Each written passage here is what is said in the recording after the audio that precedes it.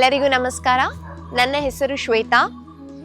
ನೀವು ನಿಮ್ಮ ಏಕಾಗ್ರತೆಯನ್ನು ಹೆಚ್ಚಿಸಬೇಕು ಅಂದರೆ, ನಿಮ್ಮ ಕಾನ್ಸಂಟ್ರೇಷನ್ನ ಇಂಪ್ರೂವ್ ಮಾಡಬೇಕಂದ್ರೆ ನಾನು ನಿಮಗೆ 3 ಆಸನಗಳನ್ನು ಹೇಳ್ಕೊಡ್ತೀನಿ. ಬನ್ನಿ ನೋಡೋಣ. ಮೊದಲನೇದಾಗಿ ತಾಡಾಸನ. ತಾಡಾಸನನ ನಾವು ಮೌಂಟೇನ್ ಪೋಸ್ ಅಂತ ಕೂಡ ಅಂತೀವಿ.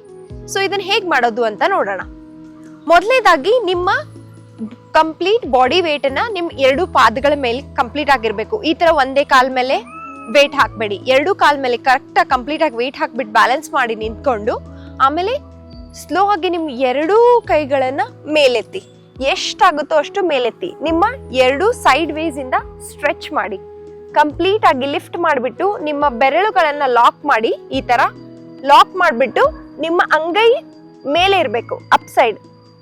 ಆಮೇಲೆ ನಿಮ್ಮ ಹಿಮ್ಮಡಿಯನ್ನು ಮೆಲ್ಲಗೆ ಎತ್ತಿ. ನಿಮ್ಮ ಏಕಾಗ್ರತೆ ಒಂದೇ ಹತ್ತಿರ ಇರಬೇಕು.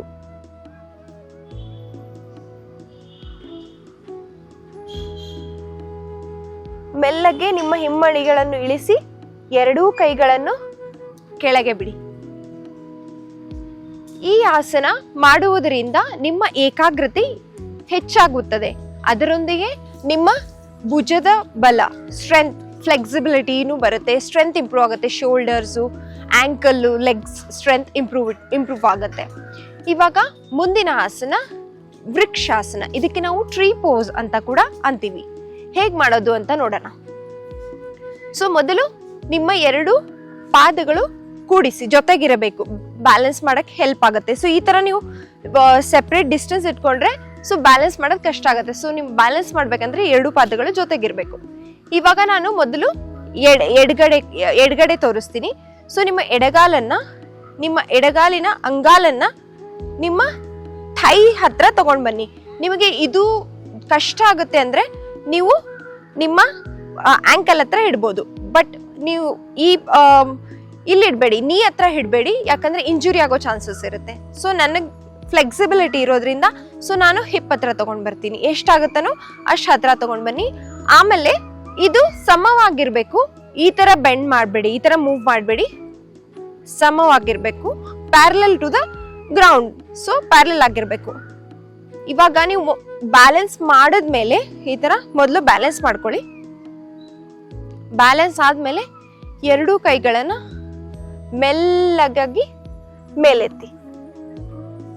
ನಿಮ್ಮ 2 ಅಂಗೈಗಳನ್ನು ನಮಸ್ಕಾರ ಪೋಸ್ ನಲ್ಲಿ ನೀವು ಮಾಡ್ಬಿಟ್ಟು ಎಷ್ಟಾಗುತ್ತೋ ಅಷ್ಟು ಸ್ಟ್ರೆಚ್ ಮಾಡಿ, ಲಿಫ್ಟ್ ಮಾಡಿ, ಒಂದೇ ಕಡೆ ಕಾನ್ಸಂಟ್ರೇಟ್ ಮಾಡಬೇಕು.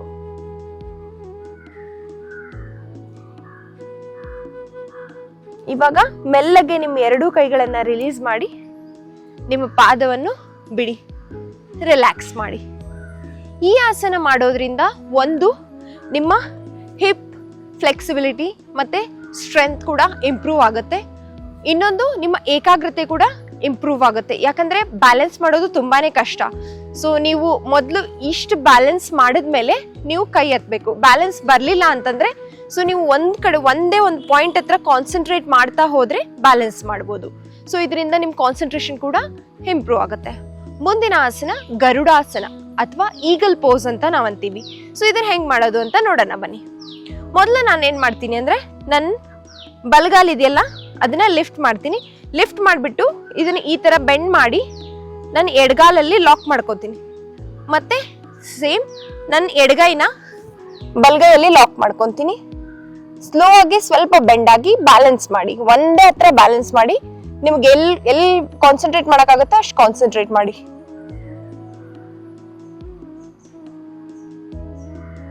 ಸ್ಲೋ ಆಗಿ ನಿಮ್ಮ ಕೈಗಳನ್ನ ರಿಲೀಸ್ ಮಾಡಿ, ನಿಮ್ಮ ಕಾಲನ್ನು ಕೂಡ ರಿಲೀಸ್ ಮಾಡಿ. ಸೊ ಇದು ಕೂಡ ಅಡ್ವಾನ್ಸ್ಡ್ ವರ್ಷನ್. ನಿಮಗೆ ಬೇಸಿಕ್ ವರ್ಷನ್ ಅಂತಂದ್ರೆ ಸೊ ನೀವು ಜಸ್ಟ್ ಇಷ್ಟೇ ಲಿಫ್ಟ್ ಮಾಡಿಬಿಟ್ಟು ಲಾಕ್ ಮಾಡಕ್ ಟ್ರೈ ಮಾಡಿ. ಕಂಪ್ಲೀಟ್ ಆಗಿ ರೋಲ್ ಮಾಡಕ್ ಆಗ್ಲಿಲ್ಲ, ಅಷ್ಟು ಫ್ಲೆಕ್ಸಿಬಿಲಿಟಿ ಇಲ್ಲ ಅಂತಂದ್ರೆ ಇಷ್ಟೇ ಟ್ರೈ ಮಾಡಿಬಿಟ್ಟು ಈ ತರ ಟ್ರೈ ಮಾಡಿ ಬೆಂಡ್ ಆಗಕ್ಕೆ. ಸೊ ನೀವು ಇದರಿಂದ ಸ್ಟಾರ್ಟ್ ಮಾಡಿದ್ರೆ ಬಿಗಿನರ್ ವರ್ಷನ್ ಇಂದ ಸೊ ನೀವು ಅಡ್ವಾನ್ಸ್ ವರ್ಷನ್ಗೆ ಹೋಗ್ಬೋದು. ಈಗ ನಾನು ಹೇಳ್ಕೊಟ್ಟಿರೋ ಆಸನಗಳನ್ನ ನೀವು ಮಿನಿಮಮ್ 10 ಟೈಮ್ಸ್ ಮಾಡಬೇಕು. ನಾನು ಬರೀ ಒಂದ್ ಸೈಡ್ ತೋರಿಸಿದ್ದೀನಿ, ಲೆಫ್ಟ್ ಸೈಡ್ ಅಥವಾ ರೈಟ್ ಸೈಡ್. ನೀವು ಅದನ್ನ ಲೆಫ್ಟ್ ಸೈಡ್ ಮತ್ತೆ ರೈಟ್ ಸೈಡ್ 2 ಕೂಡ 10 ಟೈಮ್ಸ್ ನೀವು ಡೈಲಿ ಟ್ರೈ ಮಾಡ್ತಾ ಹೋದ್ರೆ ಆಬ್ವಿಯಸ್ಲಿ ನಿಮ್ ಕಾನ್ಸಂಟ್ರೇಷನ್ ಇಂಪ್ರೂವ್ ಆಗುತ್ತೆ ಮತ್ತೆ ನಿಮ್ ವೇಟ್ ಲಾಸ್ಗೂ ತುಂಬಾನೇ ಹೆಲ್ಪ್ ಆಗುತ್ತೆ. ಮತ್ತೆ ಮುಂದಿನ ವಿಡಿಯೋದಲ್ಲಿ ಸಿಗೋಣ. ಅಲ್ಲಿವರೆಗೂ ನಿಮ್ಮ ಶ್ವೇತಾ ಮಾಡುವ ನಮಸ್ಕಾರಗಳು.